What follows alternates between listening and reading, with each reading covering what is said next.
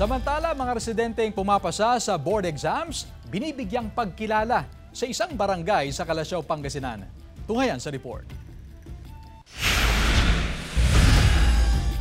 Kinilala ang tagumpay ng 18 board passers sa Barangay Malabago, Calasiao, Pangasinan. Nakatanggap ng Certificate of Recognition at cash incentives ang mga pumasa sa kanilang licensure examinations. Maingganyo yung mga ibang kabataan na kumbaga ma-inspired sila na gawin yung best nila para matupad yung mga pangarap nila.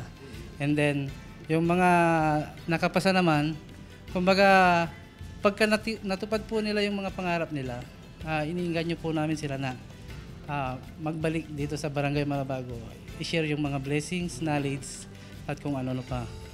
Maliban sa sertipiko at insentibo, plano na rin ng pamunuan ng Barangay Malabago na idagdag na rin sa programa ang mga examinee para sa civil service.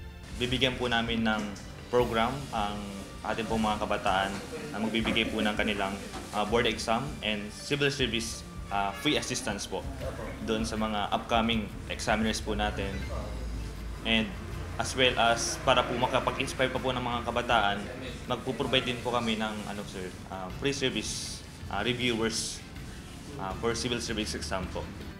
Sa kahit anong larangan o kurso, nakahanda umano ang Malabago para sumuporta sa mga mag-aaral upang madagdagan pa ang mga maipagmamalaking professional sa kanilang barangay at buong bayan.